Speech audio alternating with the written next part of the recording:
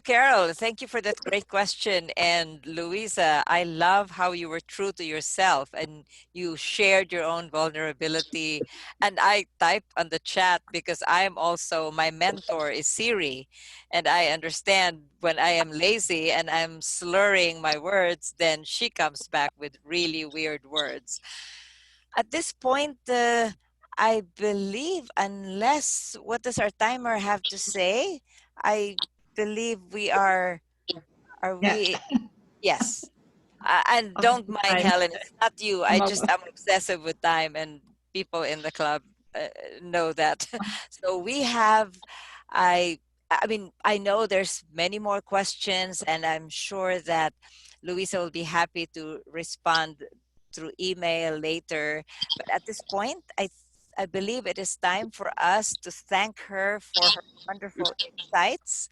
Thank you so much. Let's all give her, and if you are muted, just do it this way. Let's give her a really big round of applause. Thank you so much. Thank you. Thank you so much, ma'am. Thank you. And Oh, thank you. please hang around if you can. I know it's a bit late for you in Texas, but then I also know that you have very, very strong stamina for staying up at 3 in the morning. Oh, yeah. So please hang around as we bring up our impromptu speaking segment. And I took note of the words that you used because that was a description of our table topics master when you said, I feel that we're never too old to learn. Well, our table topics master had that as her mantra. She started learning stand up comedy when she was 77 years old, or years young, as the case may be. There you go. And today she will lead us in our table topics segment. Let us all welcome Julie Kertesz. Thank you so much for that wonderful advices. And let's begin at the beginning. So the first question will go to Ismail. Ismail, come back on scene. I would like you to tell us something, a story, which begins and ends the same way. That was one of the first advice we heard from Luisa, and I would like this to implement it in your table topics. Tell us a story which you begin and end the same way. Oh dear, that's confused me a bit. But I like to talk about British and American. People ask me when I was in Britain, how do you tell the difference? What's the difference between a bison and a buffalo? So the answer is, from their point of view, you cannot wash your hand in the buffalo.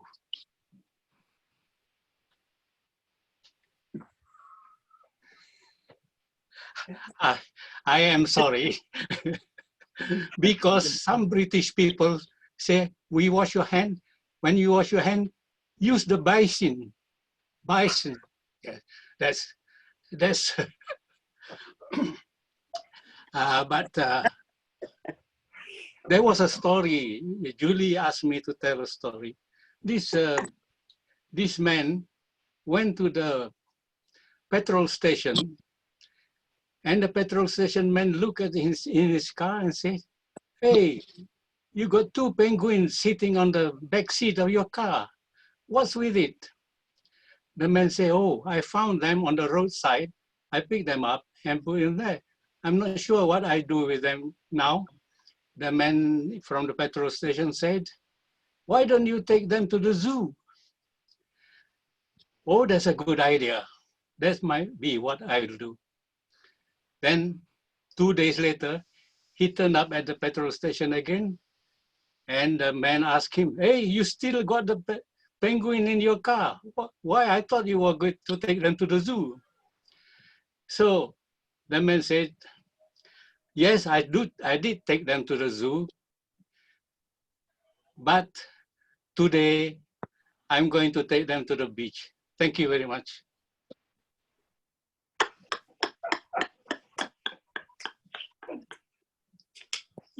Thank you.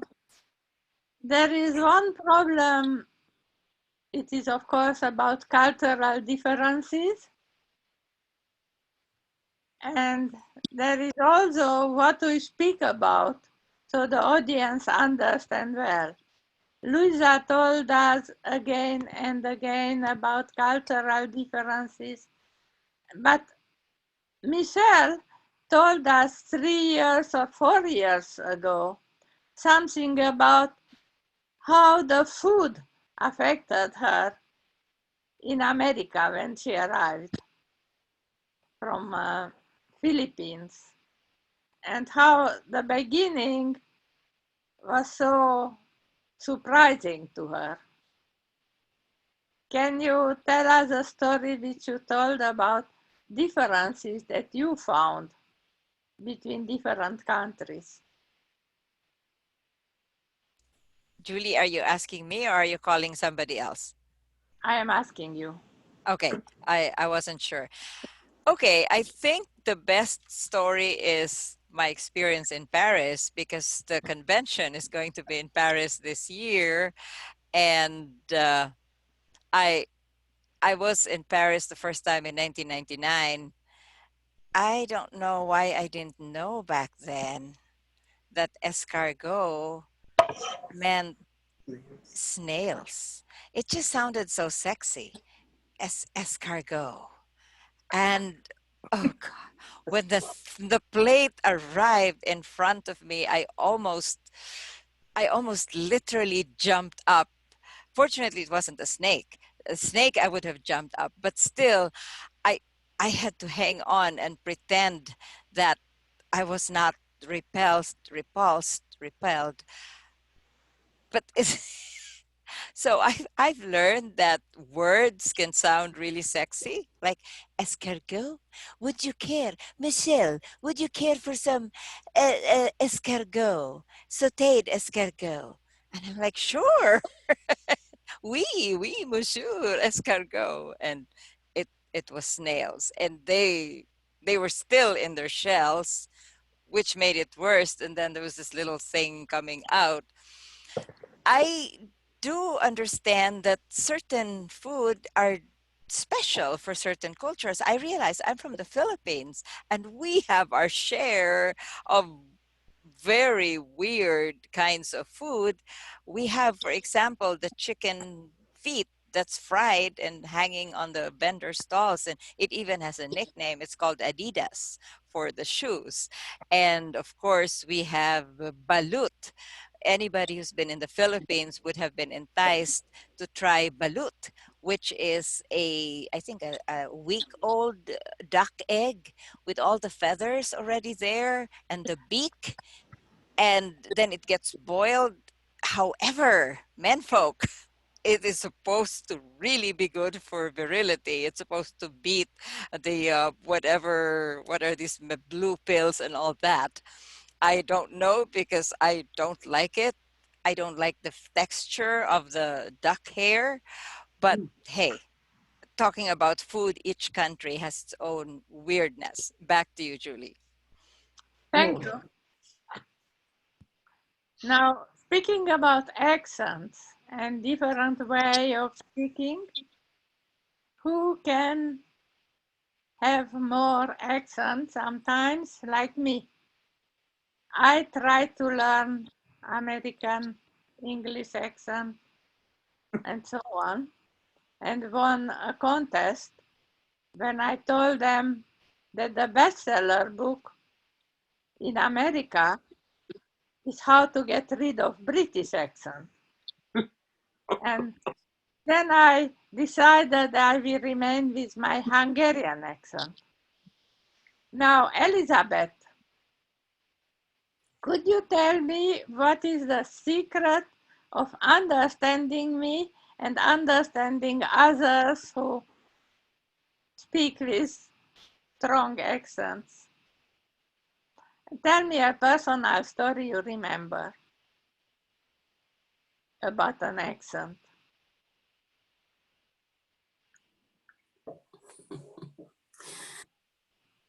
Thank you, Julie. I think for me, the key to appreciating and understanding an accent is about listening. I think when you listen with your heart and your soul and your body and everything, I think the accent doesn't matter. And I recall a meeting with you a few weeks ago on our Friday Emperor online call, when you told the story of your travel on the train. I think it was from Czechoslovakia to Austria. We sat there utterly riveted. It wasn't about the accent, it was about your story. Arriving on the platform, seeing the SS soldiers and all that meant. As I said, for me, accent disappeared. What mattered was you told a story. I felt your story. And as Luisa said, it is igniting the senses, which is what you did. And I think when you do that as a storyteller, that is what matters. It is not about the accent. Yes, there can be a few mispronunciations, but it's the story, how it makes you feel, how it makes you think. It's that igniting of the senses that matters. And I try to listen to that to overcome accents. So anyone with accents out there, happy to hear you. It's the story you tell that matters. Madam Table Topics Mistress. Thank you. I am master, not mistress. But doesn't matter. Thank you very much for that wonderful appreciation. I think pause also are very important. And storytelling, of course, is very important. And perhaps now Carol can tell us an experience about the audience and how much important it became to you in your experience. Thank you, Julie. Hello, everyone. You want an experience, do you? Yes. Let me tell you one that is uppermost in my mind first, because I think this will help put things in context for where I live. During November, December, January, we had fires. We had so many fires, we didn't know which direction they were going to come from next. Now, I live in a small community high up on a hill called Barranduda. No one's ever heard of that. They always say, where the heck's that? And I say, it's the center of my universe. But recently, the center of my universe was sadly challenged. Late one night, I got a message on my phone from Vic Emergency. Now, that's an app that is directly sent to all people in those areas that have been impacted by fire. And you should really read it and listen to it in order to be safe. It was about 9 o'clock on a Saturday night. And I looked at that and I thought, oh, I think I should do something about this. Looks like we have to evacuate. I'd never had to evacuate my house before.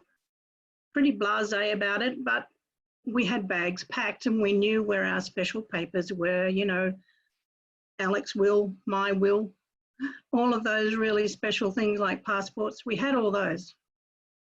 So at 9 o'clock, I mentioned to Alex, hey, we need to evacuate. Well, he's still watching the sport. I haven't finished yet. I think we have to go, Alec. All right, I'll go and pack. So it took us half an hour to pack the car with the things that we were told to pack as part of our fire plan. And we travelled down our road towards the nearest big city in our region, which is called Wodonga. That's another town that some internationals may never have heard of. They know Melbourne, but Wodonga at the other end of the state, probably not so much. We had phoned ahead to our friends to say, we're coming. We need to stay overnight. Is that okay? And of course they said yes. Normally it only takes us 15 minutes to drive to them. But because of the fires, some of the roads were blocked. So we travelled in a roundabout way, an hour and a half to get to our friends in Wodonga. This was a huge lesson to me because I had made some assumptions, as we all do.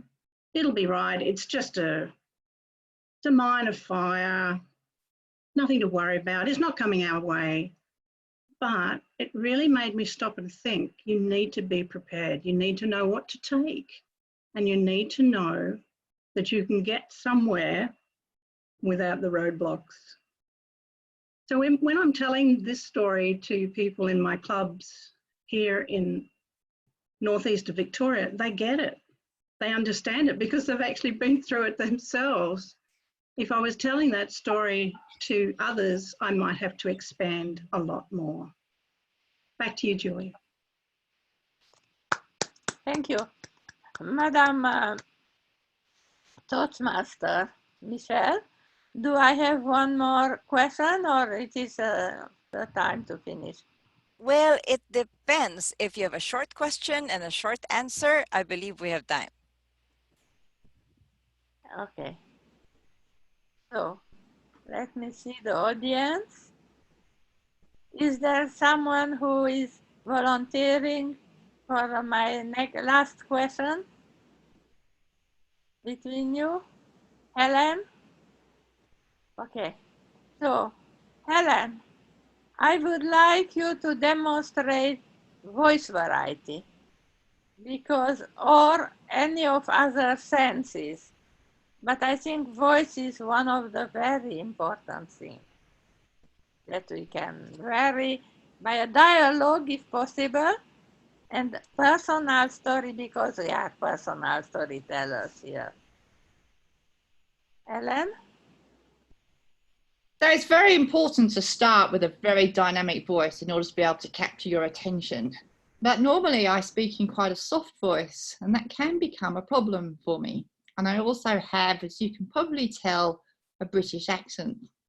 And in 1997, I moved across from the UK to Australia, and I started working for KPMG. And there I am in the office, and I'm a sociable person. I've got a good sense of humour, but nobody could seem to understand me. And I found this really bizarre. I remember once going into a petrol station, buying or gas, whatever you call it. Anyway, going into this petrol station, buying a whole bunch of things. And what I needed was a bag to put them in. And so I said to the petrol, to the person behind the counter, can I have a bag, please? And the person said, pardon? And I said, can I have a bag, please? And he said, pardon? And I said, can I have a bag, please? And then I had to motion the bag in order for him to put the things in the bag. So I'm kind of curious as to how many ways that you can actually pronounce the word bag. Anyway, back in the office, I'm having real trouble in really engaging with the women in the office. And so in the end, I decided I would listen. And I listened really hard to the way that they talked. And one day we were in the little kitchen and it didn't feel at all authentic to me, but they were chatting about some TV program. And I said, that's awesome. And they all looked around at me as if I'd said the most natural thing in the world. I felt like a prize turkey. And from that point forward, I found that if I just adapted what I said to what they were saying, then I could engage and get on with people. So now I have a little bit of an Aussie twang in my accent. The Australians struggle to spot it, to be fair. But when I go back to the UK to see my family, they say, oh, you sound really Australian. Go figure. Thank you.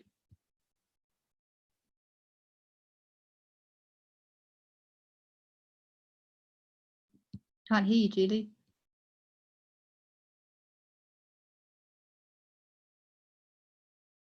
You're on mute, Julie. Back to you, Michelle. Thank you very much, Julie. Thank you very much. And I was actually my mistake when our table topics master asked me if we had time for one more. I was just so enthralled by the questions that I said yes. And then I realized, oh no, we don't actually. I was about to type to her and say, we don't. Anyway, I think for once we can be a little bit late in ending our meeting.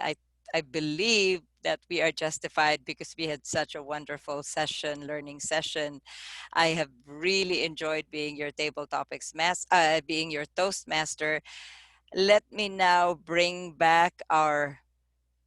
Wait, I'm suddenly having a brain fugue. See, Luisa, this is your effect on me. My brain is so much on your tips that I forgot we're supposed to ask for a general evaluator. Do we have, Madam BP, do we have a general? Good, perfect. So now I can bring back our club president. Let's welcome back Brian Dodd. Thank you, Michelle. Now we'd be here for half an hour more if we asked every guest to make a comment. So I'm going to do something a little unusual. I mean, I thank our speaker for a terrific evening, and I'm going to have to listen to the video again because there are points that I need to pick up on, including my Devon accent that got mistook for American before I came to Canada, by the way. So and thank you for Michelle for handling the chairman part, and for Judy for the table topics, and Helen for being our timer. And we say that nobody went over time. Is that right, Helen? Not quite. We quickly just Ismail took 2:14, and Michelle 2 minutes 30, Elizabeth 1 minute 55, myself 2 minutes and 3 seconds, and Carol went slightly over time at 3.36, but it was a great story. Okay. Now I have this here. I have to be careful because I found this. This was given to me by the person that designed that little man on there, which was for the Vancouver Olympics in 2010. And she gave me this when she was designing a Toastmaster logo for one of my clubs. So on that note, just before I go, would anybody, if you want, put your email addresses in the chat room, and then if we don't have it, and then we will keep you posted on our next meeting. And Julie, you have a comment? Yes, before we finish, perhaps Luisa would like to tell us a few words. Oh, okay. You're muted. You're muted. Unmute. Okay, is that better? Yeah, yeah. Thank you so much for this opportunity. This is the first time I've ever done anything like this. And for me to be able to say I've never done this before at my age is an accomplishment. Again, I thank you for the invitation. I had a great time. I hope it was beneficial for the audience. Again, thank you so much. This is really special. Thank you. And if anybody wants to and they don't have Luisa's email, get in touch with Julie, and Julie will forward any feedback. I mean, that's the word today. Yes, absolutely. All right, with that, we close the meeting and we can stop the recording, but you're all welcome to hang around for the after party.